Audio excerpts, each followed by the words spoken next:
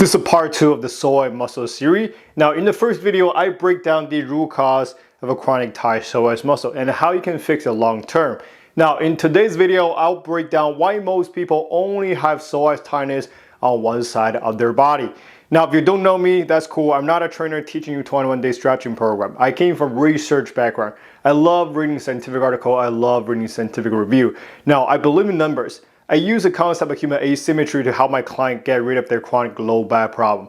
And this has been a game changer for my career, and I think it will be a game changer for you too. Now, without further ado, let's get right into the video. Now, for most of the people, tight psoas only happening on one side of your body, which will be on your left side. But first, let me put this clear. Your psoas muscle is never the root cause of your chronic low back problem. They're just muscle. Muscle respond to the position of the joint, so they're just doing what they're capable of doing in this compensatory pattern.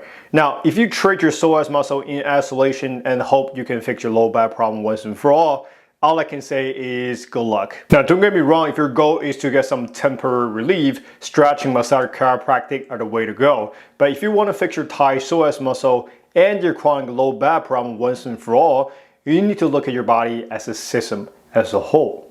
Now, the basis of your psoas muscle attaching the lumbar spine all the way run down to the last trochanter of the femur right here. So when it's contract, you're gonna create excessive lumbar lordosis, external rotations of the femur, and turn your spine toward the opposite side. So if I have to illustrate on the pelvic model right here, you will be like this.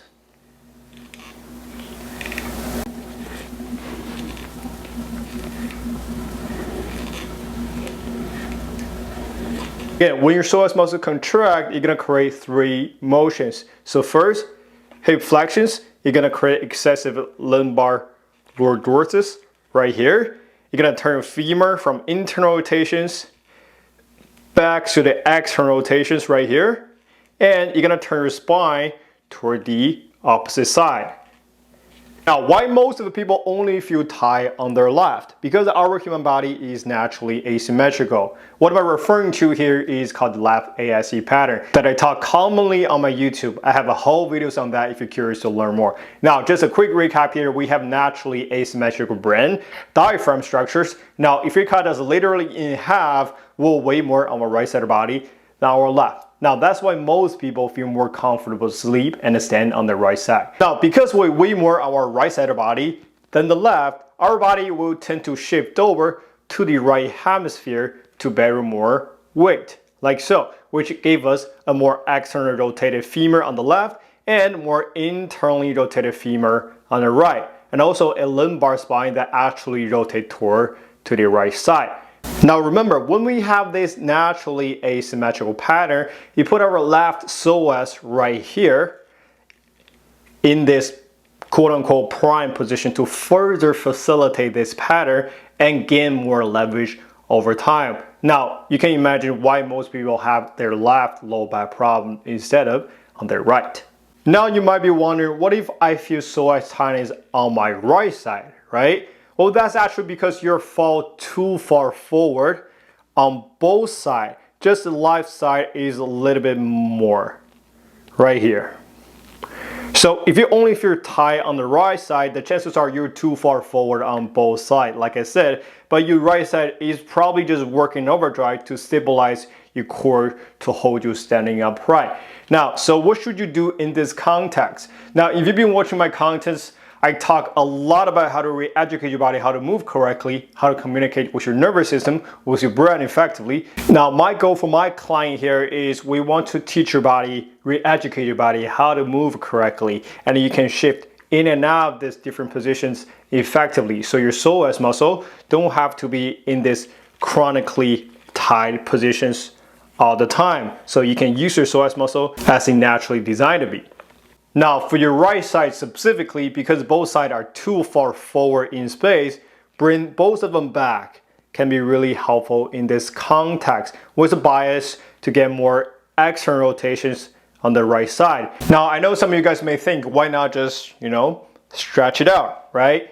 Cool. You can do that for temporary relief, but remember, stretching is passive and you're not able to control the muscle after you get out of stretching position. I think you probably experience that on your own. Now, once we bring both sides back, the second thing we're gonna do here is active. We're gonna actively re-educate your body how to move correctly, re-educate your right pelvis to learn this external rotation and push out of the right side, and also recruit muscles that are responsible for this external rotations. Muscle like your glute max, your glute med, hip abductor can be very helpful in this context. I'm exaggerating this movement, by the way, just for illustrative purpose. Now, for most of the people, they only have live psoas muscle tightness. So now let's stress it. Because we have this pelvic that's actually turned to the external rotation on the left, and the spine turned relatively to the right. So what we're gonna do here is basically we wanna facilitate an inverse joint actions. So we wanna facilitate the spine turn toward the left and turn this left pelvis from external rotations back to the internal rotation right here. Again, if I have to illustrate on this pelvic model right here, you will be like so.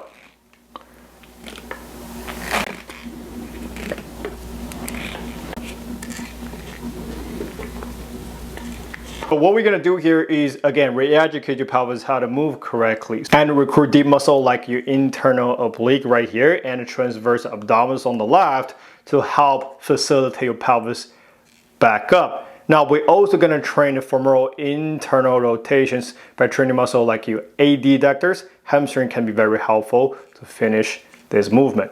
Again, just in summary, now if you're tight on both sides, because you're too far forward on both sides, first thing we're gonna do here is bring both of them back up. And then we can address asymmetry. So the left side need to learn how to get more internal rotation. The right side need to do the exact opposite. Need to learn how to push up and get more external rotation. Once you master this movement, you're able to get in and out this position effectively.